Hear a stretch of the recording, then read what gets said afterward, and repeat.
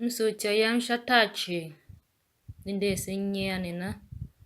nyakpa sulvane loho dido hentashan radio wesu tif catholic link ne nyaka do shahwa henshim zungunu manona sim kan manyan ma kan ma wasi Reverend Father Mike Miladu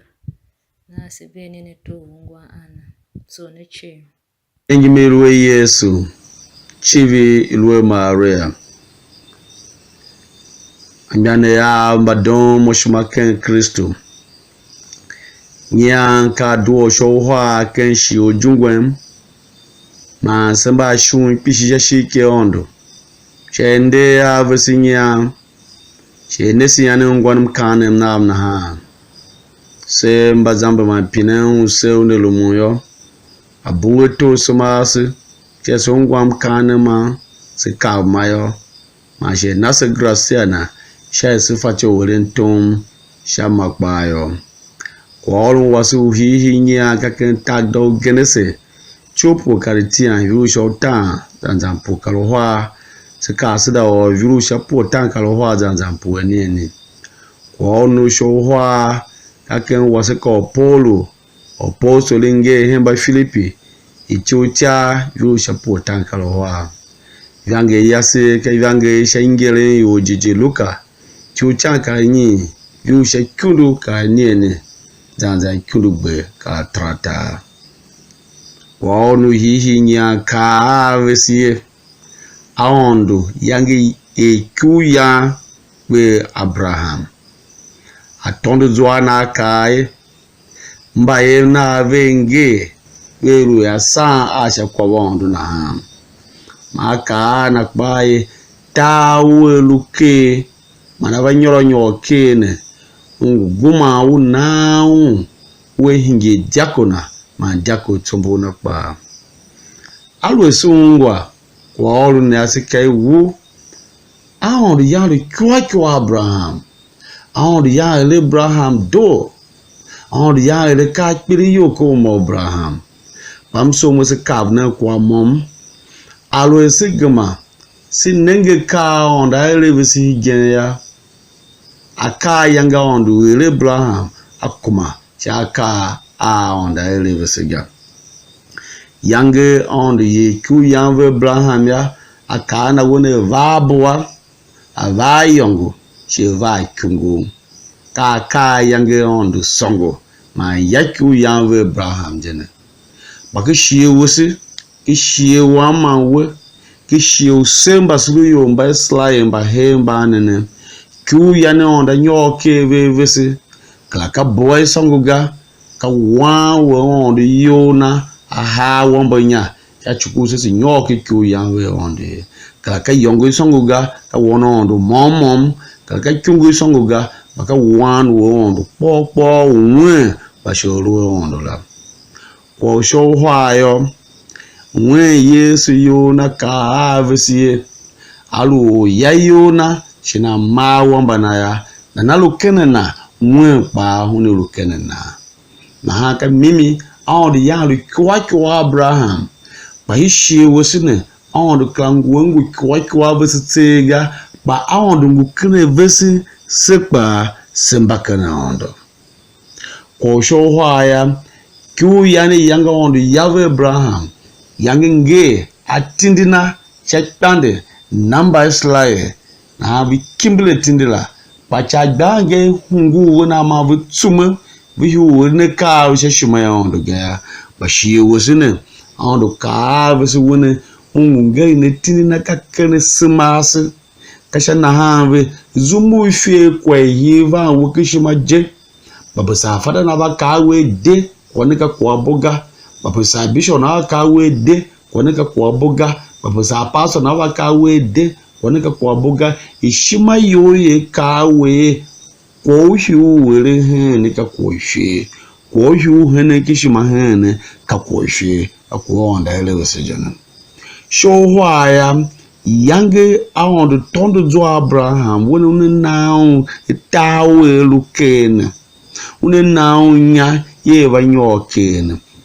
ma se va de fa na ha ma ko lu sin ta ne ba po ko no ba ka ne yem kla aka sin ta ne chi ka ba hi shi wo sine I ku ya e on da nyo ke ve sine aka ve se wona ungu na se talu shala e talu tsolong tawu fatio benga tawu bepulu bekekela kana ha ve Yesu nia atomba hene namba gene zewe ve sha wo yone da tesve ta shunu do tondo joy one navela e ta shunu ko orun vo ko wu ngwaru ve kleto danla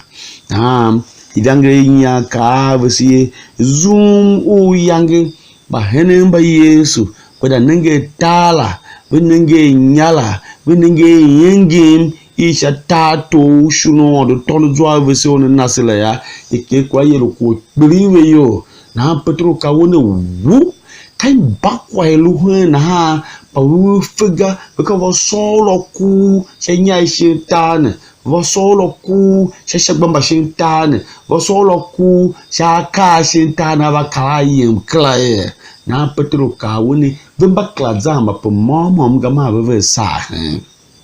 ya Petro da nenge yengem ya Petro ya hungu kwa akoshu korun ahunguro ko kwasina ahunguro ko mbaye na ahunguro ko tsana ahunguro ka ya ro mishinta ne chi na kwa te sikave aka shinta ne chi aka karan inya yanga on tono zone na Abraham ko karan wonu ba ya on tono zone na Abraham ko shinta ne ko karan kwa tene zone da to da visi gen yone na sija talu shala kan ka kalanga ba hene yavu gumaka shinta na chivi hakla zumu yavu da nenge yenge me shala ya ba yangle nya ka visi imo yangi duesha ikawe woru hire toto wene ka wa mu shima ngwana wone ya elun na zumba ngwa shinya Yesu kawe antiwo unanso udondu mu makondo yemisha shatalo ondo todo joa yone nanela ha ndaola itotelanko idondu shamu hamashichi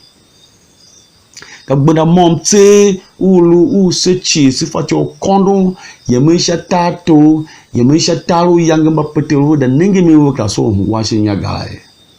na Yesu ya the teacher tsebele ya orun kwana sa sha dotega ya no ko ne be ya ma she ko ala she ba ne na be ne ya